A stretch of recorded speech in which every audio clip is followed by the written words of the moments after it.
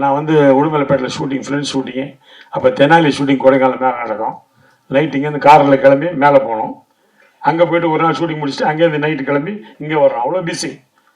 அந்த நேரத்தில் இங்கேருந்து போகும்போது சூர்யா வந்து, ஜோதிகா கேட்டதா சொல்லு, இது கேட்குறது தான் என் வேலை. உடனே நாங்கள் போய், madam Surya about you asking, எனக்கு பாதி இங்கிலீஷ் தான் தெரியும், சொல்லி முடிச்சா அவங்க தேங்க்யூ அப்படின்வாங்க. மறுபடியும் போகும்போது என்னை பற்றி சொல்லுங்கன்னுவோம். நான் கீழே வந்தேன்ப்பா, தங்கச்சி ஒன்று கேட்டதுப்பா அப்படின்னு. பயங்கர சந்தோஷம் 2 பேருக்கும். இவரோட தூது போயிட்டு வந்து வேலையை ஆரம்பித்தேன்.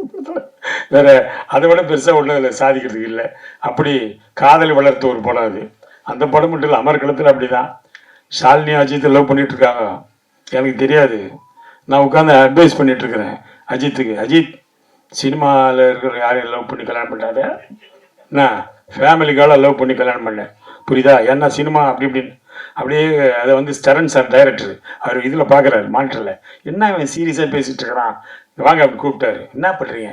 இல்லைப்பா அஜித்துக்கு நான் சில அட்வைஸ் எல்லாம் கொடுக்குறேன். என்ன அட்வைஸ்? இல்லை இந்த மாதிரி சினிமாவில் இருக்கிற யாரையும் லவ் பண்ண வேணாம் அப்படி. பாவி, ஷாலினி லவ் பண்ணுறாங்க, அடுத்த மாதம் கல்யாணம், உனக்கு படம் வேணுமா வேணாமா, இதோட போயிடு மிரட்டினார். அத்தோட வாயை முன்னோன்னா நான் பேசவே இல்லை அதுக்கப்புறம். அதனால் ஒரு அற்புதமான திரைப்படம். ஃப்ரெண்ட்ஸ் படத்தை பொறுத்த வரைக்கும் ஒவ்வொரு விஷயமும் ரசித்து பண்ணார் டைரக்டர். அவர் வந்து சித்திக் சாரை பொறுத்த வரைக்கும் ஒரு டைலாக் கூட வெளி டைலாக் எழுத விட மாட்டார். அவர் ஏதோ அந்த இடத்துல ஸ்பாட்டில் இருக்கும்போது அவர் வடிவால் சொன்ன சிரிச்சதை பார்த்து சொல்லிட்டாரு. ஆனால் எல்லா டைலாக்குமே சித்திக் சார் ஸ்கிரிப்டில் இருக்கும். ஏன்னா நான் அவரோட டைலாக் ரைட்டராக ஒர்க் பண்ணவேன் பாஸ்கர் ராஸ்கல்ல. ஒரு டைலாக் கூட அவர் வேற டைலாக் சொல்ல விட மாட்டார். எந்த டைலாக் வேணான்றவார், எனக்கு தெரியும் இது போதும் அப்படின்ட்டுவாரு. அதில் ஆணியே பிடிக்கமான டைலாக் வந்து சித்திக் சார் கோகுல் கிருஷ்ணா எழுதின டைலாக் தான். அதில் வந்து வடிவேல் சொன்ன டைலாக்கெல்லாம் கிடையாது. தவறான ஒரு செய்தியாக போச்சது. ஏன்னா நான் ஸ்பாட்டில் இருக்கிற அதனால தெரியும். ஒரு டைலாக் கூட அவர் சொல்ல விட மாட்டார். ஒரே ஒரு டைலாக் நான் சொந்தமாக போட்டேன் அந்த படத்தில். பிரமன்ராஜ் சார் கேட்பா, டேய் நேற்று பஸ் ஸ்டாண்டில் என்ன நடந்தது அப்படின்வாரு. நான் ஒன்று ஆடு நடந்தது மாடு நடந்தது அப்படின்வேன். ஒன்று கட்டு அப்படின்ட்டு டைரக்டர். என்ன இது டைலாக்கு? அவர் என்ன கேட்குறேன், நீங்கள் என்ன சொல்கிறீங்க? இல்லை சார் இது ஒரு மாதிரி கல்ட்டு ஜோக்கு சார் அப்படி. அதெல்லாம் வேணான்ட்டா. இல்லை சார் வச்சுக்கலாம் சார் ப்ளீஸ். சரி வச்சு தொலைங்க அப்படி வச்சுட்டு போனார். அந்த ஒரு டைலாக் தான் அந்த டோட்டல் படத்தில் சொந்தமாக ஒரு நடிகர் சொன்ன டைலாக். அது கூட சிம்பு இருக்கார், டிஆர் சன்னு, அவர் எங்கே பார்த்தாலும் சொல்கிற டைலாக் தான். சார் எனக்கு ஃப்ரெண்ட்ஸில் ஆணியை பிடுங்கானோட எனக்கு ரொம்ப பிடிச்ச டைலாக்கு ஆடு நடந்தது மாடு நடந்தது அப்படின்னு தான் சொல்லுவார். அந்த மாதிரி சித்திக் சாரை பொறுத்தவரைக்கும் every things in paper, every things in is mind. ஒன்று கூட வெளியே எடுக்க மாட்டார். அதே மாதிரி கோகுல் கிருஷ்ணாட்ட டைலாக் எழுதிட்டு அதை படிக்க சொல்லுவார். படிக்கும் ஒரு வார்த்தை விட்டாலும் திருப்பி எழுத சொல்லுவார். அதுமாதிரி பாஸ்கர் ராஸ்கல் நான் டைலாக் ரைட்டராக ஒர்க் பண்ணதுனால சொல்கிறேன். சூர்யாவும் விஜய் நடிச்சிருந்தா ஃப்ரெண்டு, நீங்கள் இருந்ததால ஃப்ரெண்ட்ஸ். எஸ்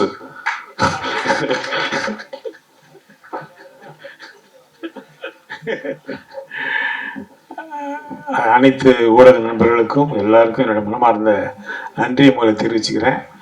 ஒரு திரைப்படம் மறுபடியும் ரீலீஸ் ஆகும்போது இவ்வளோ பெரிய ஒரு வரவேற்பு கொடுக்குறது எனக்கு வந்து ரொம்ப சந்தோஷம். ரொம்ப அற்புதமான ஒரு படம் இது. நிறைய விஷயங்கள் இது சொல்கிறதுக்கு இருக்குது. அதில் முதல்ல வந்து ப்ரொடியூசர்ஸுக்கும் அந்த டிஸ்ட்ரிபியூட்டர்ஸுக்கும் முதல்ல வணக்கத்தை தெரிவிச்சுக்கிறேன். கோல்மால் ப்ரொடியூசர் 2 பேரும் மொரிஷியஸே போயிருக்கேன். டூர் மாதிரி போயிட்டு வருவோம் நாங்கள் மொரிஷியஸ். எல்லாம் கேட்பாங்க, என்னையா மயிலாப்பூர் போகிற மாதிரி போயிட்டு வரி அப்படின்னு. அந்த மாதிரி அந்த அற்புதமான திரைப்படம் எடுத்தவர் பொன்குமார் தான் இயக்குனர். அது ரொம்ப அற்புதமாக இருந்துச்சு திரைப்படம் பார்க்குறதுக்கு. இவர் சொன்ன மாதிரி ஃப்ரெண்டு, அவங்கள்ட்ட 4 லட்சம் ஃப்ரெண்ட்ஸுன்றாங்க. உண்மையிலே ரொம்ப சந்தோஷமான விஷயம். ஆனால் நண்பர் கணேஷ் பாபு சொன்னதில் சில விஷயங்களை நான் சொல்ல வேண்டியது. சித்திக் சாரை பொறுத்த வரைக்கும் ஒரு டைலாக் கூட வெளி டைலாக் எழுத விட மாட்டார். அவர் ஏதோ அந்த இடத்துல ஸ்பாட்டில் இருக்கும்போது அவர் வடிவால் சொன்ன சிரிச்சதை பார்த்து சொல்லிட்டாரு. ஆனால் எல்லா டைலாக்குமே சித்திக் சார் ஸ்கிரிப்டில் இருக்கும். ஏன்னா நான் அவரோட டைலாக் ரைட்டராக ஒர்க் பண்ணவேன் பாஸ்கர் ராஸ்கல்ல. ஒரு டைலாக் கூட அவர் வேற டைலாக் சொல்ல விட மாட்டார். எந்த டைலாக் வேணான்றவார், எனக்கு தெரியும் இது போதும் அப்படின்ட்டுவார். அதில் ஆணியே பிடிக்கமான டைலாக் வந்து சித்திக் சார் கோகுல் கிருஷ்ணா எழுதின டைலாக் தான். அதில் வந்து வடிவேல் சொன்ன டைலாக்கெல்லாம் கிடையாது. தவறான ஒரு செய்தியாக போச்சது.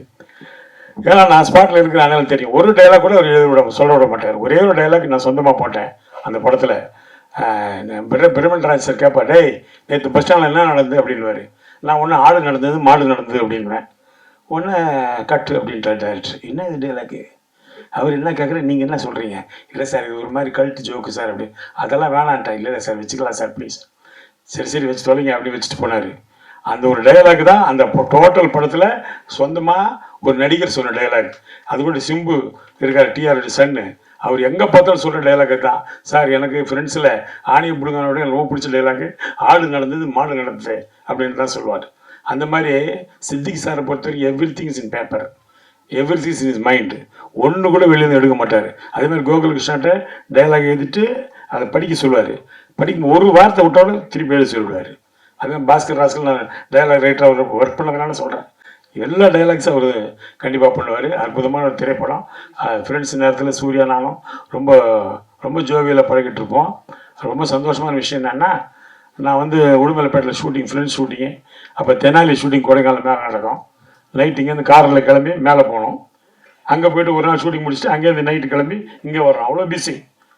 அந்த நேரத்தில் இங்கேருந்து போகும்போது சூர்யா வந்து ஜோதிகா கேட்டதா சொல்லு, இது கேட்குறது தான் என் வேலை. உடனே நாங்கள் போய் madam Surya about you asking, எனக்கு பாதி இங்கிலீஷ் தான் தெரியும் சொல்லி முடிச்சா அவங்க தேங்க்யூ அப்படின்வாங்க. மறுபடியும் போகும்போது என்னை பற்றி சொல்லுங்கன்னுவோம். நான் கீழே வந்தேன்ப்பா தங்கச்சி ஒன்று கேட்டதுப்பா அப்படின்னு பயங்கர சந்தோஷம் 2 பேருக்கும். இவரோட தூது போயிட்டு வந்து வேலையை ஆரம்பித்தேன். வேற அதை விட பெருசாக ஒன்றும் அதில் சாதிக்கிறதுக்கு இல்லை. அப்படி காதலி வளர்த்த ஒரு படம் அது. அந்த படம் மட்டும் இல்லை, அமர்கலத்தில் அப்படி தான் ஷாலினி அஜித்தை லவ் பண்ணிட்டு இருக்காங்க. எனக்கு தெரியாது. நான் உட்காந்து அட்வைஸ் பண்ணிட்டு இருக்கிறேன் அஜித்துக்கு. அஜித் சினிமாவில் இருக்கிற யாரையும் லவ் பண்ணி கல்யாணம் பண்ணாத, நான் ஃபேமிலிக்காக லவ் பண்ணி கல்யாணம் பண்ணேன், புரியுதா? ஏன்னா சினிமா அப்படி இப்படின்னு அப்படியே அதை வந்து ஸ்டரன் சார் டைரக்டர் அவர் இதில் பார்க்குறாரு மானிட்டரில். என்ன அவன் சீரியஸாக பேசிகிட்டு இருக்கிறான், வாங்க அப்படி கூப்பிட்டாரு. என்ன பண்ணுறீங்க? இல்லைப்பா அஜித்துக்கு நான் சில அட்வைஸ் எல்லாம் கொடுக்குறேன். என்ன அட்வைஸ்? இல்லை இந்த மாதிரி சினிமாவில் இருக்கிற யாரையும் லவ் பண்ண வேணாம் அப்படி. பாவி ஷாலினி லவ் பண்ணுறாங்க, அடுத்த மாதம் கல்யாணம், உனக்கு படம் வேணுமா வேணாமா இதோட போகிறேன் மிரட்டினார். அத்தோட வாயை முன்னோன்னா நான் பேசவே இல்லை அதுக்கப்புறம். அதனால் ஒரு அற்புதமான திரைப்படம். ஃப்ரெண்ட்ஸ் படத்தை பொறுத்த வரைக்கும் ஒவ்வொரு விஷயமும் ரசித்து பண்ணார் டைரக்டர். அவர் வந்து ஒரு கிரேட் ஹியூமரிஸ்ட். அவர் வந்து எப்படி சொல்கிறதுன்னு தெரியாது. அப்படி ஒரு டைரக்டர் இழந்தது எங்களுக்கெல்லாம் மாபெரும் இழப்பு. ஒரு டைரக்டர் இல்லாமல் ஒரு கேரக்டர் கிரியேட்டிவ் பண்ண முடியும். நேசமணி கேரக்டர் அவர் தான் கிரியேட் பண்ணார். அது வந்து ஜெகதி பண்ணியிருப்பார் அதில். அதே மாதிரி இளையராஜா வந்து படம் பார்த்துட்டு சொன்னார், சூர்யா பண்ணார், விஜய் பண்ணார், ஓகே, ஆனால் அந்த கேரக்டர் ரமேஷ் அண்ணா செலக்ட் பண்ணிங்க பாருங்க, அதுதான் கரெக்டுன்னாரு. ஏன்னா அந்த கேரக்டர் படத்தில் மலையாளத்தில் சீனிவாசன் பண்ணியிருப்பார். Is a director, actor, writer. அதனால் நானும் டைரக்டர் ஆக்டர்னால அது ரொம்ப அவர் பிடிச்சி போச்சு. அதனால் அவர் சொன்னார், நீங்கள் கரெக்டான ஆளை செலக்ட் பண்ணீங்கன்னு. அந்த மாதிரி நிறைய விஷயங்கள் வந்து அதில் ஃப்ரெண்ட்ஸில் நமக்கு பாதி. இப்போ பாருங்கள் 23 வருஷம் கழித்து மறுபடியும் அந்த படம் ரிலீஸ் ஆகுது, ஒரு பெரிய ப்ரெஸ் மீட்டு எல்லாம் வைக்கிறோம்னா அது ஒரு நமக்கு ஒரு காட்ஸ் கிஃப்ட் தான் இல்லையா? யோசிச்சு பாருங்கள். நிறைய பேர் வருந்தாலும் சொன்னாங்க, நான் ஸ்கூலில் படிக்கும்போது பார்த்தேன். இப்போ தான் தெரியும் நிறைய பேர் ஸ்கூலில் படிச்சிருக்காங்க. அந்த விஷயம் எனக்கு இப்போ தான் வெளியில் லீக் ஆகுது. ஏன்னா எல்லாம் சின்ன பசங்க பார்த்து பூரா ஏன்னா நம்மளை பார்க்கும்போது அப்படி பெருசாக பார்க்குறாங்க.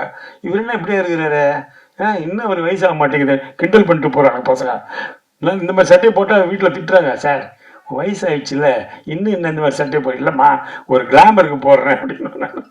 அதனால் நல்ல ஒரு படம், திரைப்படம் என்றைக்குமே இருக்குது. அந்த காலத்தில் நாங்கள் சினிமாவுக்கு வர்ற காலத்தில் என்னை கேட்பாங்க, உங்களுக்கு பிடிச்ச காமெடி படம் என்னன்னு. காதலுக்கு நேரமில்லை, ஊட்டி வர ஒருவன்னு சொல்லுவோம். அந்த 2 படம் தான் இப்பவும் பார்த்தாலும் எவ்வளோ வேணால் சிரிக்கலாம். அது மாதிரி இப்போ சிரிப்பதற்கான ஒரு படம்னு பார்த்தா ஃப்ரெண்ட்ஸ் தான். இப்போ நான் ஷூட்டிங்லாம் போகும்போது எங்கன்னா வெளியே அவுட்டோர் போகும்போது கேட்பாங்க, என்ன சார் ஒரு காமெடி படம் பண்ண மாட்டேன்றீங்களே சார், சிரிச்சு ரொம்ப நாளாச்சு சார், தியேட்டருக்கு வந்து அப்படியே சார் உயிரிடுறீங்க. நான் சொன்னேன், அப்படி தான்ப்பா ஆகிப்போச்சு, மாறி போச்சு. ஏன் சார் நீங்கள் டைரக்ட் பண்ணக்கூடாதுன்னாங்க. நான் சொன்னேன், டைரக்ட் பண்ணலாம், ஆனால் டைரக்ட் பண்ணலாம் இந்த காலத்தில் ட்ரக் விற்கணும், இல்லைன்னா துப்பாக்கி புதுசாக கண்டுபிடிக்கணும், இது பண்ணால் தான் கதை பண்ண முடியும். அப்படி ஆயிடுச்சு. இப்போ நல்ல ஒரு கதை, சென்டிமெண்ட்டு, சிரிப்புன்றதெல்லாம் கிடையவே கிடையாது. அதனால் இந்த படம் நிச்சயமாக தியேட்டரில் பெரிய லெவலில் போகணும்னு இறைவனை வேண்டுகிறேன். நன்றி, வணக்கம்.